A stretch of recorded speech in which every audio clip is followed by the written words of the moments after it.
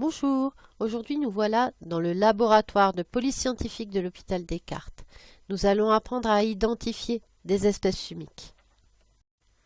Vous connaissez déjà des caractéristiques physiques pour identifier une espèce chimique, comme la densité ou la masse volumique.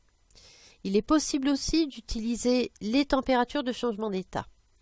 Ce sont des grandeurs caractéristiques d'une espèce chimique pure à pression donnée. Les noms des changements d'état ont déjà été vus en collège, vous devez donc les connaître. Pour commencer, nous allons définir la température d'ébullition d'une espèce chimique. C'est la température à laquelle l'espèce chimique va passer de l'état liquide à l'état gazeux. Ceci à une pression donnée. L'espèce chimique va donc se vaporiser. Par exemple, pour l'eau, ça sera 100 degrés quand on aura la pression atmosphérique ambiante. Si on monte en altitude, eh bien, la température de fusion, d'ébullition, va changer, puisque la pression va changer. Elle sera plus faible, en fait, à haute altitude. Alors, la température de fusion, c'est la température à laquelle l'espèce chimique va passer de l'état solide à l'état liquide. Ceci valable également à une pression donnée. Elle pourra être mesurée avec un bancofleur. Le fonctionnement du bancofleur sera vu dans le prochain TP. Vous pouvez donc noter dans votre bilan de cours, dans le paragraphe « Les températures de changement d'état », que les températures de changement d'état sont des grandeurs caractéristiques d'une espèce chimique pure à pression donnée. La température d'ébullition d'une espèce chimique notée TE est la température à laquelle l'espèce chimique passe de l'état liquide à l'état gazeux à une pression donnée. La température de fusion d'une espèce chimique notée TF est la température à laquelle l'espèce chimique passe de l'état solide à l'état liquide à une pression donnée. On peut mesurer la température de fusion avec un bancofleur.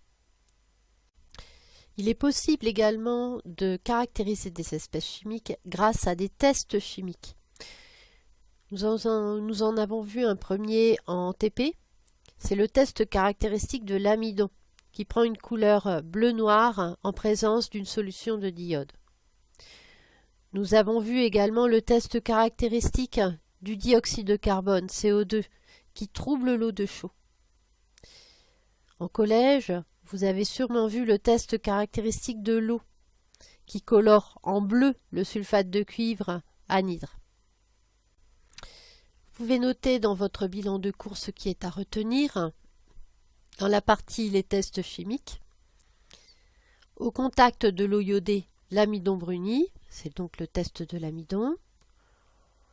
Au contact de l'eau, le sulfate de cuivre anhydre, CuSO4, devient bleu, c'est donc le test caractéristique de l'eau. Et enfin, dernier test à connaître, au contact du dioxyde de carbone, CO2, l'eau de chaux se trouble. La chromatographie est également une technique qui permet de séparer et d'identifier des espèces chimiques. Les dépôts d'espèces chimiques sont déposés sur une plaque de silice qui sera appelée phase fixe et seront entraînés à vitesse variable par un solvant qui se trouve là dans le fond, qu'on appelle éluant ou phase mobile. La vitesse de déplacement des espèces chimiques sur la plaque dépend de l'affinité de l'espèce chimique avec le solvant, l'éluant, et également avec la plaque en silice. On pourra voir sur cet exemple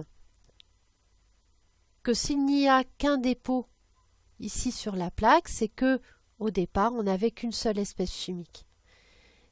Si on en a deux ici, c'est qu'il y avait deux espèces chimiques au départ, et là on en a trois, donc on avait trois espèces chimiques au départ.